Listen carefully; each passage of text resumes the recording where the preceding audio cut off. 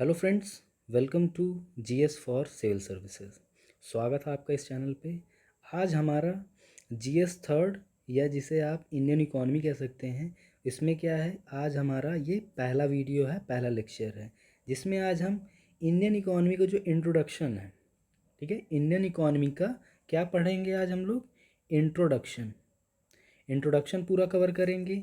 Indian economy के जो type हैं, कितने प्रकार के होते हैं, या इकोनॉमी के जो प्रकार होते हैं उनको भी हम इसमें अच्छे से देखेंगे। अर्थव्यवस्था या अर्थशास्त्र के प्रकार देखेंगे। आर्थिक ग्रोथ यानी कि इकोनॉमिक ग्रोथ या आर्थिक वृद्धि क्या होती है, इकोनॉमिक डेवलपमेंट और इकोनॉमिक ग्रोथ में क्या डिफरेंस होता है, इसको भी देखेंगे। ठीक है, तो चलिए अब ज़्यादा बात नहीं करते हैं, शुरू करते हैं हम अपना। तो इंट्रोडक्शन के हिसाब से पहली चीज़ तो हमें यही देखना है कि जो इकोनॉमिक शब्द है, ठीक है, इकोनॉमिक शब्द जो है ग्रीक शब्द से बना हुआ है। ग्रीक शब्द से बना हुआ है, से क्या मतलब है, ठीक है, ग्रीक का मतलब होता है यूनानी से। ओइकोनोमिया, ठीक है, ओइकोनोमिया से इकोनॉमिक्स बना हुआ है। ठीक है, इकोनॉमिक्स की उत्पत्ति होती है ओइकोनोमिया से, और ओइकोनोमिया को तोड़ने पे दो शब्द निकलते हैं, यानी कि उसका अगर विच्छेद किया जाए तो दो शब्द निकलते हैं। एक का नाम है ओइकोस और दूसरे का क्या नाम है, नोमोस।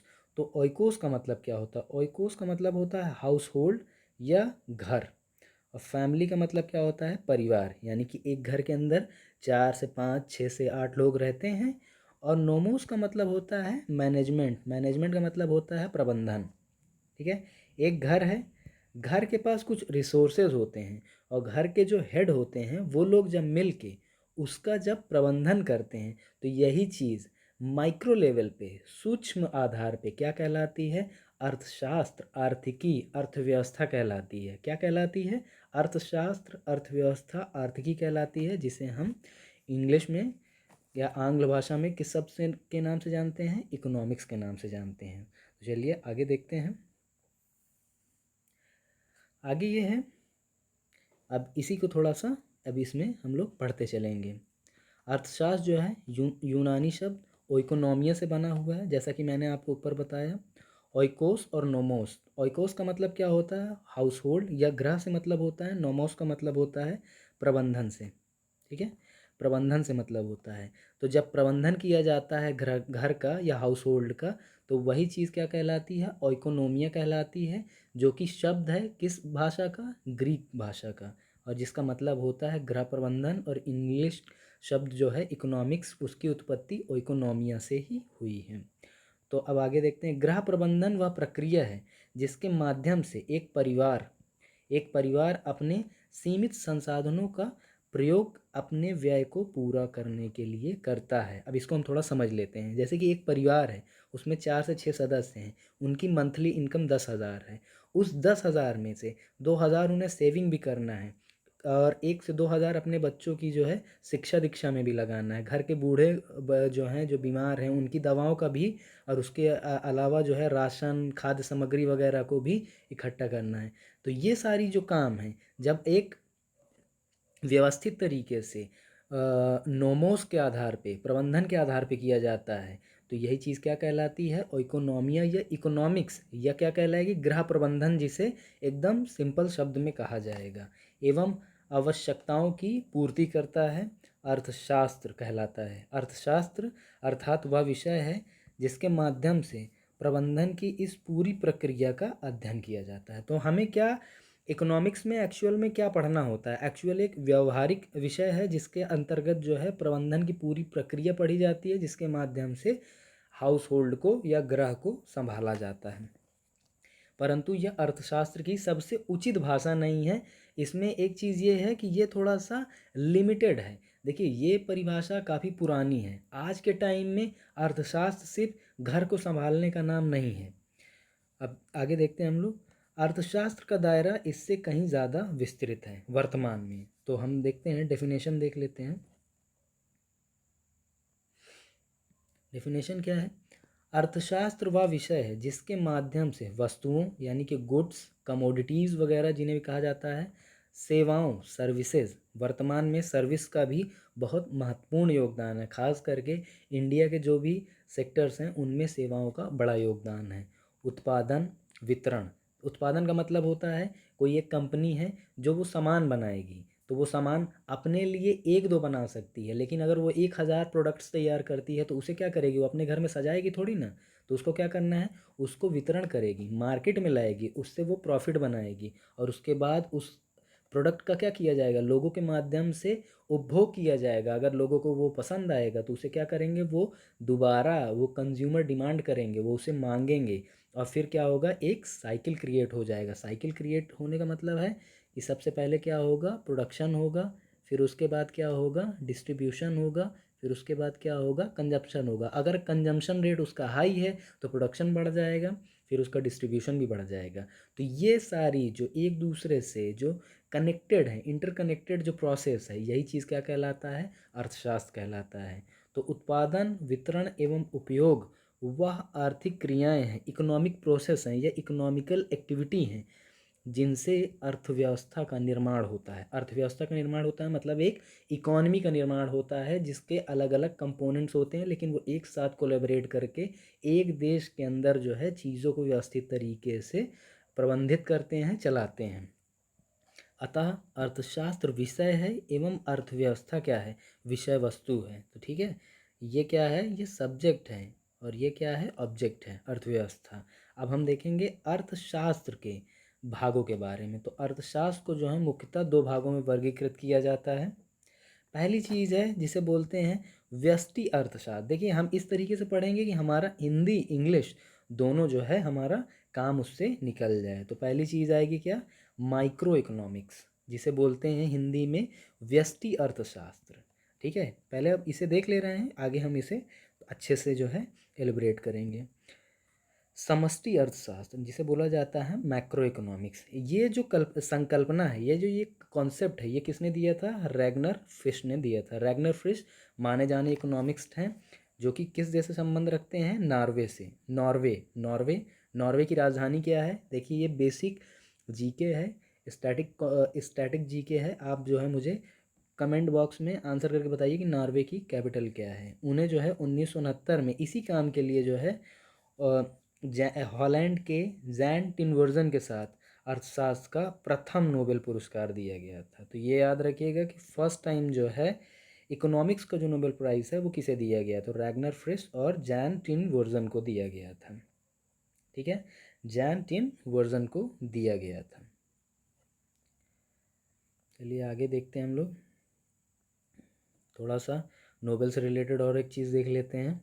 अर्थशास्त्र के लिए जो नोबेल का वितरण है, स्वीडन की जो केंद्रीय बैंक है, ठीक है, स्विट्जर्स रिक्स बैंक के 300 वर्ष पूरे होने के उपलक्ष्य पे प्रारंभ किया गया था 1969 में। और सबसे पहले ये किसे दिया गया था, जैन टिनवर्जन और रैगनर फ्रिश को दिया गया था। रैगनर फ्रिश ने क्या बेसिकली काम किया था, उन्होंने जो है कैटेगराइज किया था, यानी कि टाइप बताए थे इकोनॉमी के, तो माइक्रो लेवल पे और मैक्रो लेवल पे होते हैं। और इसी कारण जो है इस जो देखिए ये भी एक अच्छा क्वेश्चन यहाँ पे तैयार हो सकता है कि ये जो इकोनॉमिक्स का नोबेल प्राइज़ है उसे ऑफिशियली क्या कहा जाता है, तो उसे ऑफिशियली जो है स्विट्जर्स रिक्स बैंक प्राइज़ फॉर इकोनॉमिक्स, यहाँ पे प्राइज़ है, ठीक है, प्राइज़ फॉर इकोनॉमिक साइंसेस कहा जाता है। चलिए एक कॉन्सेप्ट आपका ये भी क्लियर हो गया। और ये अलग है, ठीक है, जो मूल नोबेल प्राइज़ हैं, जो मूल नोबेल प्राइज़ हैं वो क्या हैं आपके, वो आपके 5 सब्जेक्ट हैं वो अलग हैं, ये अलग हैं। आगे देखते हैं हम लोग माइक्रो इकोनॉमिक्स और मैक्रो इकोनॉमिक्स में जो बेसिकली डिफरेंस हैं उसको समझते हैं। ठीक है, व्यष्टि अर्थशास्त्र और समष्टि अर्थशास्त्र, इसे क्या बोला जाएगा, माइक्रो, और इसे क्या बोला जाएगा, मैक्रो। तो अब देखते हैं माइक्रो और मैक्रो में क्या डिफरेंस है। तो सबसे पहली चीज़ तो ये याद रखिए कि दोनों ग्रीक शब्द हैं, यूनानी शब्द हैं, जिसमें माइक्रो का अर्थ है व्यष्टि या सूक्ष्म, जबकि मैक्रो का अर्थ क्या होता है, समष्टि या व्यापक। व्यापक का मतलब क्या होता है, कम्प्रहेंसिव, काफ़ी बड़ा, बड़े स्तर पे।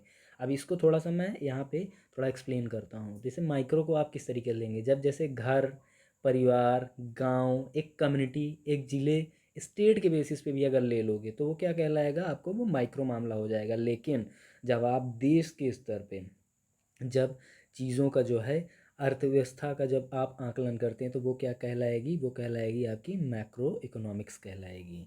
तो व्यष्टि अर्थशास्त्र अर्थव्यवस्था की उन छोटी इकाइयों का, देखिए छोटी इकाइयों का अध्ययन करती है जिस जिससे अर्थव्यवस्था का निर्माण होता है। तो छोटी इकाइयाँ, ये याद रखिएगा, माइक्रो यूनिट्स, जो ये माइक्रो इकोनॉमिक्स होता है उसमें क्या किया जाता है, बेसिकली जो स्मॉल यूनिट्स होती हैं उनका अध्ययन किया जाता है। या एक परिवार का भी हो सकता है, परिवार में किस तरीके से प्रबंधन वगैरह किया जा रहा है, उनका क्या मामला है, उसको समझने का प्रयास हम माइक्रो इकोनॉमिक्स में करेंगे। औद्योगिक इकाई के स्तर पे भी जो आर्थिक क्रियाएं होती हैं उनका भी अध्ययन हम किसके तहत करेंगे, माइक्रो इकोनॉमिक्स। क्योंकि आप देखिए एक इंडस्ट्रियल, एक जो बेसिकली इंडस्ट्रियल यूनिट होती है वो तो बहुत छोटी ही होती है ना, उसको बहुत ज़्यादा वास्ट तरीके से नहीं देखा जा सकता है। उसके जो अंदर लोग होंगे, इतने लोग होंगे कि आप उनको काउंट कर सकते हैं, तो ये आसान होता है। ठीक है, इसके अंतर्गत एक परिवार की आय व्यय माइक्रो इकोनॉमिक्स के तहत जो है एक परिवार, एक फैमिली की जो है जो इनकम है, उनका जो एक्सपेंडिचर है, जो उनकी सेविंग्स है, बचत, उपभोग है, जो कंजम्पशन वगैरह है, उसका अध्ययन किया जाएगा। ये आपकी माइक्रो इकोनॉमिक्स हो गई। साथ ही एक औद्योगिक इकाई के जो राजस्व होता है, रेवेन्यू वगैरह होती है, जो उसकी अर्निंग्स हैं, और व्यय जो है जो खर्चा करना होता है पूरा मैनेजमेंट संभालने के लिए, जो एक्सपेंडिचर वगैरह है उसको लाभ, जो बेनिफिट होता है उसका, वो उत्पादन, प्रोडक्शन जिसे कहते हैं, इन सारी चीज़ों का भी अध्ययन किसके तहत किया जाएगा, माइक्रो इकोनॉमिक्स के तहत किया जाएगा। तो आई होप कि आपको ये क्लियर हो रहा होगा कि माइक्रो इकोनॉमिक्स और मैक्रो इकोनॉमिक्स में बेसिकली डिफरेंस क्या है। और थोड़ा सा इसको हम लोग क्लियरली समझ लेते हैं माइक्रो इकोनॉमिक्स को। तो ये है कि यह अर्थव्यवस्था में मांग एवं आपूर्ति का भी अध्ययन करता है। देखिए डिमांड और सप्लाई, यही क्या है, बेसिकली अर्थव्यवस्था की जान होती है। अगर डिमांड ही नहीं होगी तो सप्लाई का मामला नहीं बनेगा, सप्लाई का मामला नहीं बनेगा तो चीज़ें क्या होंगी, ऑर्गेनाइज नहीं होगी, फिर काहे का अर्थशास्त्र और काहे की व्यवस्था। तो उस बाज़ार का भी अध्ययन करती है जहाँ वस्तुओं व सेवाओं की खरीद बिक्री होती है। क्योंकि उस जो वो मार्केटिंग बिहेवियर होता है उसको बड़े स्तर पे समझने के लिए जो है ज़्यादा से ज़्यादा जो है लोगों को उसके करीब जाना पड़ता है, और उसके लिए क्या होगा, जो माइक्रो इकोनॉमिक्स है वो सबसे बेहतर टूल है, या वो क्या कह सकते हैं कि बेहतर टाइप है इकोनॉमिक्स का, इस बेसिकली छोटी चीज़ों को समझने के लिए। अब हम लोग देखते हैं कि मैक्रो इकोनॉमिक्स एक्चुअल में क्या होती है। तो माइक्रो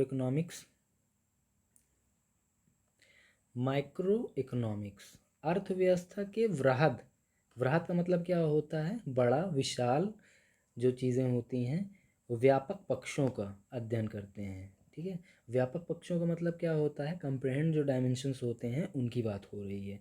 या राष्ट्रीय स्तर पर, देखिए अभी हम क्या देख रहे थे, एक बेसिकली माइक्रो इकोनॉमिक्स में हम देख रहे थे फैमिली,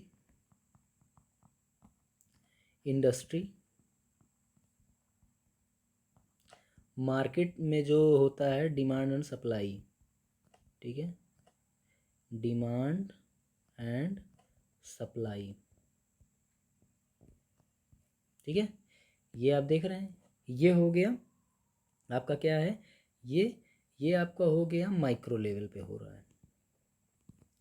अब हम मैक्रो लेवल पे क्या क्या चीज़ें देखेंगे। तो मैक्रो लेवल पे हमें देखना है राष्ट्रीय स्तर पर जो आर्थिक क्रियाएं होती हैं उनका अध्ययन करना है। नेशनल लेवल पे क्या हो रहा है, नेशनल लेवल पे जो भी इकोनॉमिक एक्टिविटी होती हैं उनको देखेंगे। नेशनल इनकम, आर्थिक समृद्धि, जो आर्थिक समृद्धि होती है, ये कॉन्सेप्ट काफ़ी इंपॉर्टेंट है कि आर्थिक समृद्धि और आर्थिक विकास में क्या फ़र्क होता है, उसको भी हम अगला जो टॉपिक होगा उसको समझेंगे उसमें।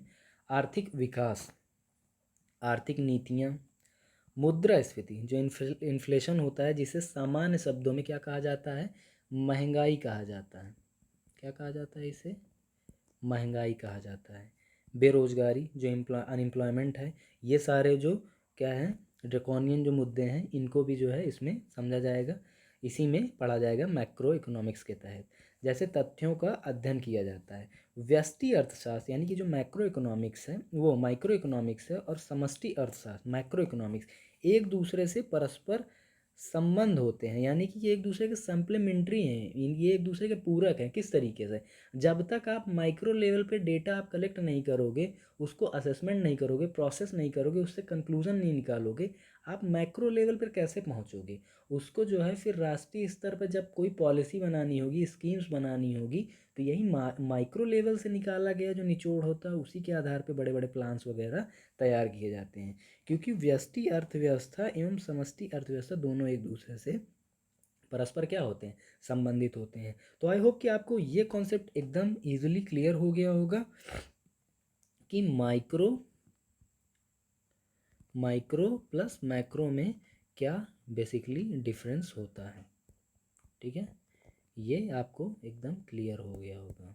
नहीं क्लियर हुआ होगा तो आप मुझे जो है कमेंट बॉक्स में आंसर करके जो है वो कमेंट बॉक्स में जो है आप मुझसे डाउट अपने क्लियर कर सकते हैं, पूछ सकते हैं। ठीक है, आगे हम लोग देखते हैं आगे हमारा क्या टॉपिक है। अब जो हम चीज़ें पढ़ेंगे वो है आर्थिक समृद्धि और आर्थिक विकास। ये क्या होता है? तो हमें क्या देखना है यहाँ पे, आर्थिक समृद्धि और आर्थिक विकास। तो आर्थिक समृद्धि को क्या बोलते हैं? Economic growth. देखिए इकोनॉमिक्स में जो है एक चीज़ याद रखिएगा, अगर जैसे आप इंग्लिश शब्द अगर जो है आप अपने क्लियर कर लेते हैं तो उससे आपको बहुत ज़्यादा मदद मिलती है, क्योंकि थोड़ा सा हिंदी क्या होती है इसकी थोड़ा सा टिपिकल होती है। और इकोनॉमिक डेवलपमेंट, तो इन दो शब्दों में बेसिकली हमें क्या करना है, डिफरेंस को समझना है। ठीक है, तो चलिए देखते हैं। तो यह दोनों परस्पर संबंधित अवधारणाएं हैं, ये एक दूसरे से क्या है, पूरी तरीके से कनेक्टेड है।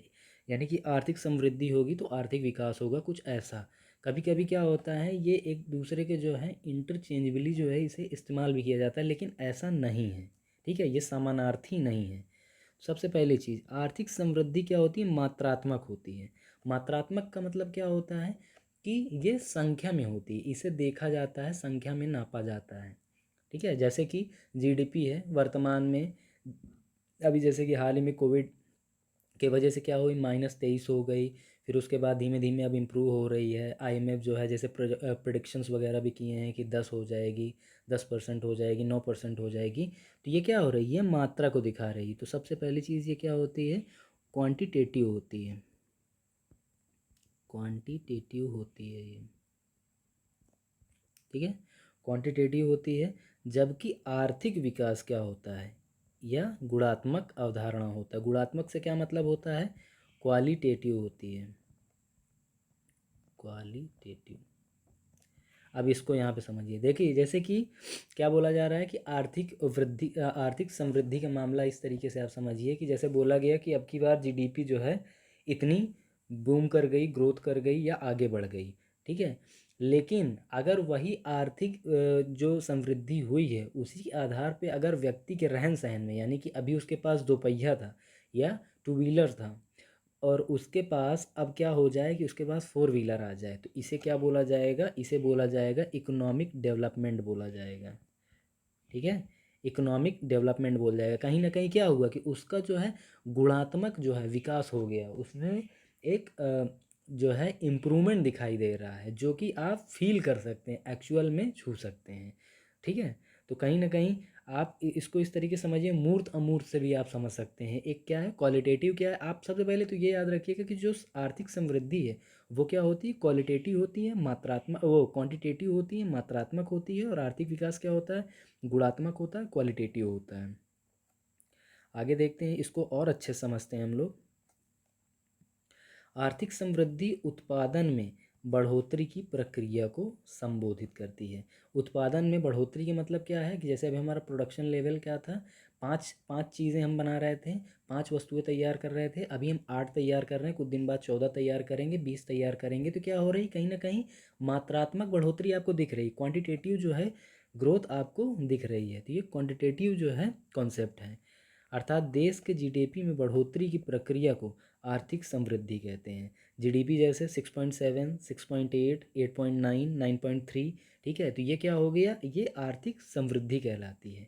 इससे भिन्न आर्थिक विकास समाज के सदस्यों के जीवन स्तर, यानी कि जो लाइफ स्टैंडर्ड है, आज हम क्या है, धोती कुर्ता पहन रहे थे, कल को हम कपड़ा जो है हाई क्वालिटी का धोती कुर्ता पहनने लगे। कोई, हाँ, एक चीज़ ये ज़रूर याद रखिए, कोई व्यक्ति ये बोले कि हमारे पूर्वज जो हैं धोती कुर्ता पहनते थे, आज हम जीन्स पहनते हैं तो हमारा जो है लाइफ स्टैंडर्ड जो है बेहतर हो गया है, तो ये गलत बोल रहे हैं।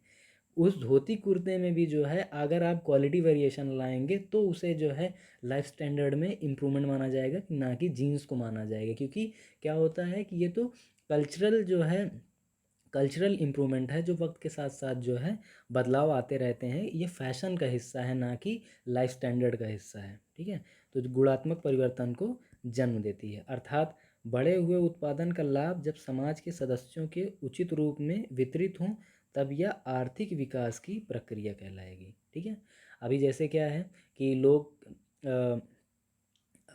पहले पैदल चल के जो है इलाज करवाने जाते थे, हॉस्पिटल्स वगैरह नहीं थे, स्कूल की संख्याएं अच्छी नहीं थी। लेकिन अभी वर्तमान में क्या है, गांव-गांव स्कूल्स हो गए हैं, एनम्स वगैरह हो गई हैं, नर्सेज वगैरह हो गई हैं, जो ये प्राइमरी हेल्थ केयर सेंटर्स वगैरह होते हैं हर जगह बन रहे हैं। तो ये क्या है, ये जो है क्वालिटेटिव इम्प्रूवमेंट्स हैं, लाइफ स्टैंडर्ड्स इनसे बेहतर हो जा रहा है। इसी को जो है इकोनॉमिक डेवलपमेंट कहा जाता है। अक्सर करके लोग जो हैं इन दोनों को जो है एक तरीके से इस्तेमाल करते हैं। आर्थिक समृद्धि और आर्थिक विकास दोनों एक नहीं हैं, एक दूसरे से जुड़े हुए ज़रूर हैं लेकिन ये एक नहीं हैं। अब इसको हम लोग एग्जाम्पल की मदद से देखते हैं। यदि हरित क्रांति के माध्यम से खाद्यान्न के उत्पादन में बढ़ोतरी देखी गई तो ये क्या है, आर्थिक समृद्धि कहलाएगी। देखिए, हरित क्रांति जब इंडिया में फूड सिक्योरिटी क्राइसिस हुई थी 1967-1965 के बीच में, लाल बहादुर शास्त्री जी उस टाइम भारत के द्वितीय प्रधानमंत्री थे। उस टाइम जो है जब इस चीज़ को क्या किया गया, इन्वॉल्व किया गया, तो एक मूवमेंट चलाया गया जिसे हरित क्रांति कहते हैं। MS स्वामीनाथन ने जो है इंडिया में शुरू किया था इसको। नॉर्मन बोरलॉग जो थे अमेरिकन, जो फादर ऑफ जिन्हें ग्रीन रेवोल्यूशन माना जाता है, और उन्हें जो है नोबेल प्राइज़ भी दिया गया है। तो उ तो हरित क्रांति भारत में की गई, तो उसमें जब खाद्यान्न के उत्पादन में बढ़ोतरी हो गई तो इसे क्या कहा गया, आर्थिक समृद्धि कही गई। लेकिन खाद्यान्न के उत्पादन में बढ़ोतरी के साथ साथ उचित वितरण सुनिश्चित कर समाज में भुखमरी की समस्या को खत्म कर दिया गया, तब यह क्या कहलाया, आर्थिक विकास कहलाया। लोगों का स्टैंडर्ड बेहतर हो गया था, लोगों के पास खाने पीने की चीज़ें हो गई थी। ठीक है, तो आई होप कि आपको ये बढ़िया से क्लियर हो गया होगा, और भी हम इसे अच्छे से देखेंगे अभी। अतः यह कहा जा सकता है कि आर्थिक विकास के लिए आर्थिक समृद्धि का होना ज़रूरी है। तो मैं यहाँ पे बताना क्या चाह रहा हूँ बेसिकली आपको, कि जो आर्थिक विकास होता है, इकोनॉमिक डेवलपमेंट होता है, आर्थिक समृद्धि यानी कि इकोनॉमिक ग्रोथ से क्या होता है, अनिवार्यता जुड़ा हुआ होता है, परंतु आर्थिक समृद्धि विकास का पर्याप्त कारक नहीं है। यानी कि और बहुत सारे फैक्टर हैं जो इकोनॉमिक डेवलपमेंट के लिए बहुत ज़रूरी होते हैं। क्योंकि क्या होता है, आर्थिक समृद्धि कभी कभी फेक फैक्ट्स भी तैयार करके लोगों को भ्रमित किया जाता है, इस तरीके की चीज़ें भी देखने में आती हैं। तो आर्थिक विकास सुनिश्चित करने के उद्देश्य से अधिकारी तंत्र, राजनीतिक व्यवस्था एवं वितरण की व्यवस्था इत्यादि की भी जो होती है, क्या होती है, महत्वपूर्ण भूमिका होती है। यदि विकास की प्रक्रिया में समाज के प्रत्येक व्यक्ति की भागीदारी सुनिश्चित की जाए एवं विकास की प्रक्रिया का लाभ प्रत्येक सदस्य तक पहुंचाया जाए, साथ ही यह विकास राजनीतिक, सामाजिक एवं आर्थिक सभी पक्षों में सुनिश्चित किया जाए तो यही प्रक्रिया क्या कहलाएगी, ये कहलाएगी समावेशी विकास कहलाएगी। तो अब बेसिकली जो मैं आपको यहाँ पे एक चीज़ बताना चाह रहा हूँ वो ये है कि इकोनॉमिक ग्रोथ के बाद इकोनॉमिक डेवलपमेंट आता है, और इकोनॉमिक डेवलपमेंट को कंटिन्यूअसली अगली पीढ़ी तक बनाए रखने के लिए जो कॉन्सेप्ट का इस्तेमाल किया जाता है उसे बोला जाता है सस्टेनेबल डेवलपमेंट। इंडियन पर्सपेक्टिव में उसे इंक्लूसिव ग्रोथ भी कहा जाता है या इंक्लूसिव डेवलपमेंट भी कहा जाता है, और इसे समावेशी विकास के साथ कहा जाता है, समावेशी विकास कहा जाता है। जैसे कि आज हम अच्छा खा रहे हैं, अच्छा पी रहे हैं, अच्छी तरीके से रह रहे हैं, यही व्यवस्था हम अगर अपने आने वाली पीढ़ियों को भी बेहतर मुहैया कराएं, जो हमारे यहाँ जो इन्फीरियर, जो वीकर सेक्शन है, ठीक है, डिप्राइव्ड सेक्शन है, जो कमज़ोर वर्ग है, उसको भी अगर यही सारी व्यवस्थाएं धीमे धीमे क्या की जा रही, प्रदान कराई भी जा रही हैं, और ये अगर अच्छे से कर दिया जाए तो इस कॉन्सेप्ट या इस अवधारणा को क्या कहा जाएगा, समावेशी विकास की प्रक्रिया के साथ जोड़ा जाएगा। इसको इंक्लूसिव डेवलपमेंट भी या ग्रोथ कहा जाएगा। यह अवधारणा जो है कहाँ से प्रभावित है, गांधी जी का जो सर्वोदय और अंत्योदय वगैरह जो उनकी फ़िलॉसफी वगैरह थी उनसे जो है। तो अंत्योदय का मतलब क्या है, यानी कि अंतिम व्यक्ति तक जो है समस्याओं का निपटारा किया जा सके, इसे अंत्योदय कहा जाता है। सर्वोदय का मतलब होता है सबका उदय हो। ये सब गांधी जी की फिलॉसफी पे जो है डिसेंट्रलाइजेशन वगैरह सारे एस्पेक्ट यहीं से निकल के आते हैं, विकेंद्रीकरण वगैरह जो हैं, इनको भी जो है हम अच्छे से समझेंगे आगे। तो आई होप कि आपको ये अच्छे से क्लियर हो रहा होगा कि क्या होता है इकोनॉमिक ग्रोथ क्या होती है, ठीक है, क्या होती है इकोनॉमिक ग्रोथ, बता दिया मैंने आपको। क्वांटिटेटिव होता है, मात्रात्मक होता है, फिर इकोनॉमिक डेवलपमेंट, फिर क्या होता है इंक्लूसिव, इंक्लूसिव, ठीक है, इंक्लूसिव डेवलपमेंट या ग्रोथ जिसे कह सकते हैं। तो ये चीज़ क्या होती हैं, एक दूसरे से इंटरकनेक्टेड हैं लेकिन कॉन्सेप्ट अलग हैं। आई होप कि आपको ये पूरा क्लियर हुआ होगा। चौथा और एक काफ़ी जो है क्रूशियल एक कॉन्सेप्ट है जिसे बोलते हैं सतत विकास, यानी कि सस्टेनेबल डेवलपमेंट। इसका क्या मतलब होता है, तो विकास की वह प्रक्रिया जिसमें संबंधित है ये, ठीक है, विकास की प्रक्रिया से संबंधित है। विकास की वह अवधारणा जो कि संसाधनों के विवेकपूर्ण उपयोग पर आधारित है। इसके अनुसार विकास की प्रक्रिया में संसाधनों का प्रयोग इस प्रकार सुनिश्चित किया जाए कि इसे अगली पीढ़ी के लिए भी संरक्षित रखा जा सके। अब इसको आप सिंपल जो है एग्जाम्पल के साथ ये समझिए, जैसे कि दो पेड़ लगे हुए हैं, ठीक है, दो पेड़, यही पेड़ जो हैं इनका इस्तेमाल हम इस तरीके से करें, या पेड़ के फल का पेड़ या इससे संबंधित संसाधनों का इस प्रकार से हम प्रयोग करें कि आने वाली जो हमारी अगली पीढ़ियां होंगी उन्हें भी जो है ये ऐसी ही स्थिति में मिले, यानी कि उन्हें भी इसका फल प्राप्त हो सके, ठीक है, फल अगली पीढ़ी को भी जो है फल प्राप्त हो सके। यही चीज़ क्या कहलाएगी, यही चीज़ आपकी कहलाएगी सस्टेनेबल डेवलपमेंट कहलाएगी। तो इसको जो है आप इस तरीके से भी समझ सकते हैं, जैसे कि आपका कोल है, पेट्रोलियम है, हमारे जितने भी वाटर बॉडीज़ हैं, पानी वगैरह, ये सारी चीज़ें जो हैं इनका इस्तेमाल हम इस तरीके से करें कि हमारी आने वाली पीढ़ियों की भी उचित मात्रा में उनके पास उपलब्ध हो। इसी चीज़ को कहलाते हैं सतत विकास या संपोषणी विकास की अवधारणा कहा जाता है। इस पे जो है गांधी जी का एक कोड भी आप जैसे ऐड कर सकते हैं, जिसका मतलब यही है कि लोगों का पेट भरने के लिए तो बहुत संसाधन है धरती पर, लेकिन उनका जो पेटीकोट यानी कि उनका लालच भरने के लिए संसाधन कम पड़ जाएंगे। ये जो है मेंस में क्वेश्चन पूछा गया था यूपीएससी में। अब हम लोग देख लेते हैं कि भारत में जो आर्थिक समृद्धि है उसके प्रमुख कारक क्या हैं, ठीक है, इसके बाद ये हमारा जो ये लेक्चर है ये ओवर हो जाएगा। भारत में आर्थिक समृद्धि यानी कि इकोनॉमिक ग्रोथ के प्रमुख कारक क्या हैं, क्योंकि क्या हुआ है कि इधर जो है काफ़ी अच्छी ग्रोथ देखने को मिली, उसके पीछे फैक्टर क्या हैं। तो किसी भी देश में जो आर्थिक समृद्धि होती है, यानी कि जो क्वांटिटेटिव जो मामला होता है इकोनॉमिक्स ग्रोथ का, उसको जो है हम समझेंगे। उसके लिए जो है भूमि ज़मीन भारत में उचित मात्रा में है, विश्व का 7वां सबसे बड़ा देश है क्षेत्रफल के मामले में। श्रम, यहाँ पर जो है अच्छी तादाद में लोगों से का जो है लेबर प्राप्त हो जाता है। पूंजी जैसे संसाधनों का उपलब्ध होना अनिवार्य है, किसके लिए, इकोनॉमिक ग्रोथ के लिए, जो कि भारत में अच्छे तरीके से उपलब्ध भी हैं। परंतु यह तीनों ही आर्थिक समृद्धि के लिए जो है पर्याप्त नहीं है, ठीक है, लेबर लैंड और कैपिटल। आर्थिक समृद्धि कारकों को पुनः व्यष्टि एवं समष्टि कारकों में वर्गीकृत किया जा सकता है। देश में प्रत्येक परिवार की बढ़ती आय उपभोग को बढ़ावा दे रही है एवं साथ ही औद्योगिक इकाइयों की घटती हुई जो गुणवत्ता है उत्पादन के माध्यम से पर्याप्त आपूर्ति क्या है सुनिश्चित करने का प्रयास कर रही है। आर्थिक समृद्धि की इसी प्रक्रिया में समष्टि कारकों की भूमिका ज़्यादा महत्वपूर्ण है। देश में बहुमत पर आधारित एक स्थिर सरकार आर्थिक सुधार के उद्देश्य से, मतलब कि क्या क्या ज़रूरी तत्व हैं एक देश को जो है स्टेबिलिटी देने के लिए, इकोनॉमिक ग्रोथ को बेहतर करने के लिए, उसके हम जो है यहाँ पे चर्चा कर रहे हैं। जीएसटी जैसे जो फैसले वगैरह लिए गए हैं, इंसॉल्वेंसी और बैंकरप्सी कानून वगैरह लगाए गए हैं।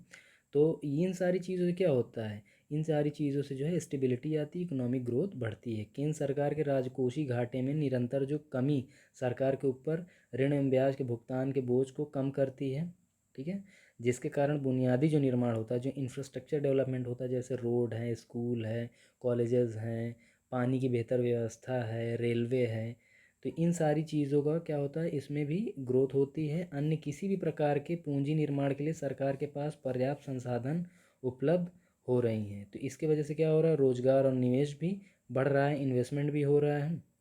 और मुद्रास्फीति भी जो है अगर नियंत्रित में रहे, यानी कि आपके पास जितना भी पैसा है उससे आपको सही चीज़ें सही दाम पे अगर मिल रही हैं तो क्या होगा, इससे आपकी इकोनॉमिक ग्रोथ भी बढ़ेगी, आपके अंदर जो है सेविंग करने की, बचत करने की टेंडेंसी भी आएगी। और उसके बाद क्या होगा, आप बैंक में पैसा वगैरह रखेंगे और वहाँ पे जो है ब्याज दर में कटौती भी कम होगी।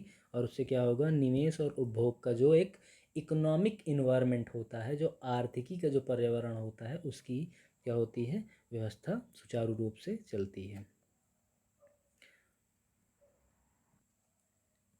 भारत में जो है और भी कई प्लस पॉइंट्स हैं, जैसे कि जननांकी लाभांश, इसे क्या बोलते हैं, डेमोग्राफिक डिविडेंड बोलते हैं, ठीक है, क्या बोलते हैं इसे, डेमोग्राफिक डेमोग्राफिक डिविडेंड। अब इसका मतलब क्या होता है, आश्रित व्यक्तियों से ज़्यादा काम करने वाले, उत्पादन करने वाले व्यक्तियों की संख्या जो ज़्यादा हो, यानी कि 20 से 55 साल या 50 साल के बीच की जो उम्र वाले जो लोग होते हैं, उनकी तादाद, जो आश्रित लोग होते हैं बच्चे और बूढ़ों से, तादाद उनकी ज़्यादा हो तो उसे क्या बोला जाता है, जननांकी लाभांश या डेमोग्राफिक डिविडेंड भी बोला जाता है। तो भारत क्या है, उसी के दौर में है, यानी कि यहाँ पे जो है एक बड़ी तादाद में युवा वर्ग है जो कहीं ना कहीं क्या है, जो उसके एस्पिरेशंस हैं उनको एक्सप्लॉइट करना चाहता है, ठीक है। अर्थात देश में उत्पादक जनसंख्या वर्तमान में आश्रित जनसंख्या से ज़्यादा है। यह उत्पादक जनसंख्या न सिर्फ मानव संसाधन उपलब्ध कराती है, यानी कि ह्यूमन रिसोर्स ना ही उपलब्ध कराती है, बल्कि जनसंख्या का उपयोग भी ज़्यादा होता है। अतः यह भी देश में उपभोग एवं निवेश को बल प्रदान करता है, यानी कि कंजम्पशन और इन्वेस्टमेंट को ये क्या करेगा, प्रमोट करेगा। ये भी एक बड़ा फैक्टर है इंडियन इकोनॉमिक ग्रोथ में, जो ये रैपिडली जो रैपिड जो एक्सेलरेशन आया है, यानी कि जो बढ़ोतरी हुई है उसकी बात कर रहे हैं। अब कुछ ऑब्स्टेकल्स भी हैं, उनको भी हम यहाँ पे चर्चा कर लेते हैं। ऑब्स्टेकल्स मतलब क्या होते हैं, कुछ चुनौतियाँ भी हैं। चुनौतियों को हम लिख लेते हैं कि भारत में आर्थिक समृद्धि, जैसे कि क्या है कि अगर हमें जैसे कि ऐसे लिखना है या मेंस में ही क्वेश्चन करना है, और ये डायरेक्ट जो है प्रीलिम्स में इस तरीके के क्वेश्चन पूछे जाते हैं कि आर्थिक समृद्धि में क्या क्या समस्याएं हैं भारत के परिप्रेक्ष्य में, पर्सपेक्टिव में। तो इसमें देखिए, देश में मुद्रास्फीति के निम्न होने के कारण ब्याज दरों में कटौती की संभावना तो बनती है, परंतु बैंकों के गैर निष्पादन संपत्ति, यानी कि एनपीएस, देखिए एनपीए वगैरह है, आगे हम लोग बहुत डिटेल में पढ़ेंगे तो उसके लिए परेशान होने की ज़रूरत नहीं है आपको। निरंतर बढ़ोतरी के कारण ब्याज दरों में कटौती के उपरांत भी भारतीय बैंक नए ऋण के सृजन में क्या हो रहा है, असमर्थ हो रहे हैं। अंतर्राष्ट्रीय बाजार में कच्चा तेल हर टाइम डिस्टर्ब किए रहता है भारत की इकोनॉमी को, ठीक है। तो कच्चे तेल में जैसे उतार चढ़ाव होता है तो यहाँ पे भी कुछ ना कुछ दिक्कत होती है, तो ये इन्फ्लेशन को क्या करता है, प्रमोट करता है। इन्फ्लेशन को कंट्रोल करने में जो भारतीय जो अर्थव्यवस्था है उसके सामने जो है एक विकराल रूप खड़ा कर देता है, समस्या खड़ा कर देता है।